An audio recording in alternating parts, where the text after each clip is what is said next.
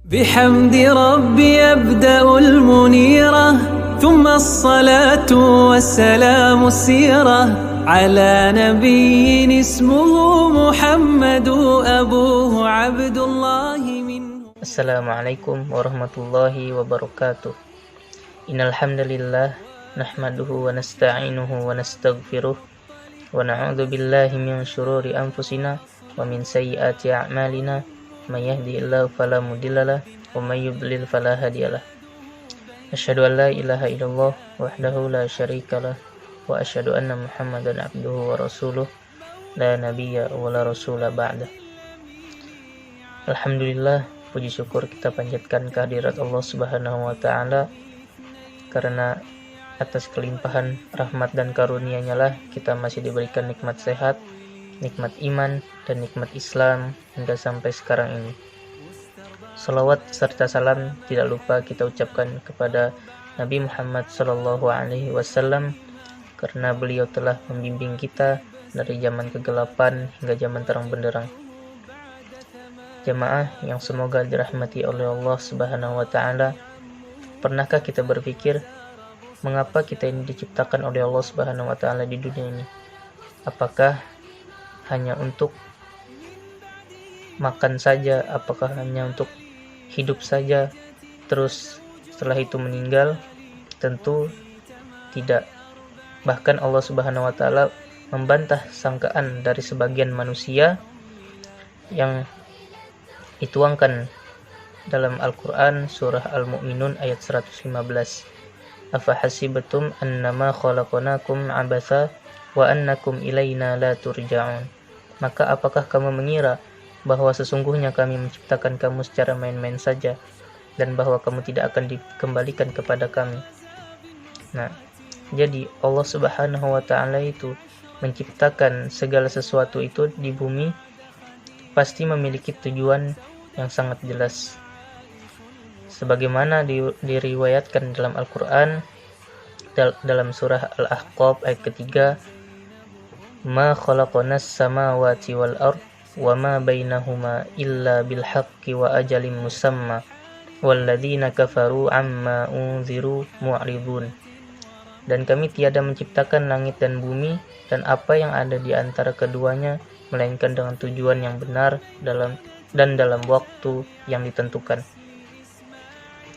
Jamaah yang semoga dirahmati oleh Allah Subhanahu wa taala, terdapat beberapa tujuan penciptaan manusia yang perlu kita ketahui. Yang pertama yaitu adalah tujuan utama penciptaan manusia, yaitu adalah manusia diciptakan oleh Allah Subhanahu wa taala untuk beribadah kepadanya. Dalam surah Az-Zariyat ayat ke-56, wa ma khalaqatul jinna wal insa illa liya'budun. Dan aku tidak menciptakan jin dan manusia melainkan supaya mereka mengabdi kepadaku atau beribadah kepadaku, kata Allah.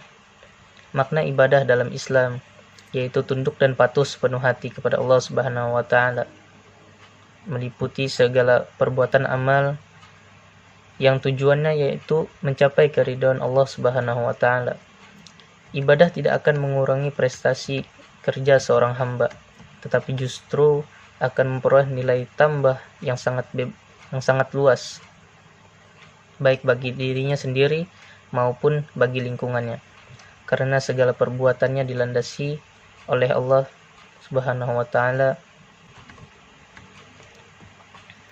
Dan tujuan manusia diciptakan oleh Allah Subhanahu wa taala juga jelas tertuang dalam surah Al-Bayyinah ayat ke-5, dan mereka tidaklah disuruh kecuali supaya menyembah kepada Allah Subhanahu wa taala dengan memurnikan ketaatan kepadanya dalam menjalankan agama yang lurus, dan supaya mereka mendirikan salat serta menunaikan zakat, dan yang demikian itulah agama yang lurus.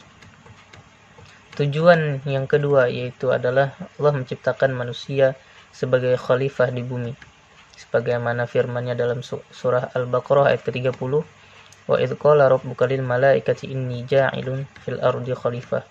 Dan ingatlah ketika Tuhanmu berfirman kepada para malaikat, aku hendak menjadikan khalifah di bumi. Jadi kita sebagai manusia, selain kita beribadah kepada Allah Subhanahu wa taala, kita juga diperintahkan untuk memelihara bumi, untuk menjaga bumi dari kerusakan-kerusakan. Dan juga kita diperintahkan oleh Allah Subhanahu wa taala menata alam sebaik-baiknya untuk kesejahteraan kehidupan kita di dunia. Tujuan yang ketiga yaitu manusia diciptakan untuk membentuk masyarakat manusia yang saling mengenal, hormat menghormati, dan tolong menolong antara satu dengan yang lain, sebagaimana dalam firman-Nya dalam surah Al-Hujurat ayat ke-13, "Hai manusia, sesungguhnya kami menciptakan kamu dari seorang laki-laki dan seorang perempuan dan menjadikan kamu berbangsa-bangsa dan bersuku-suku supaya kamu saling mengenal. Sesungguhnya orang yang paling mulia di antara kamu di sisi Allah ialah orang yang paling bertakwa. Sesungguhnya Allah Maha Mengetahui lagi Maha Mengenal." Tujuan penciptaan yang pertama dan kedua lebih difokuskan kepada tanggung jawab individu, maka tujuan penciptaan yang ketiga ini menegaskan perlunya tanggung jawab bersama dalam menciptakan tatanan kehidupan di dunia ini, atau hablu minan nas. Demikian yang bisa saya sampaikan. Mohon maaf apabila ada kesalahan, karena kebenaran hanya milik Allah Subhanahu wa taala. Billahi fisabilil haq fastabiqul khairat.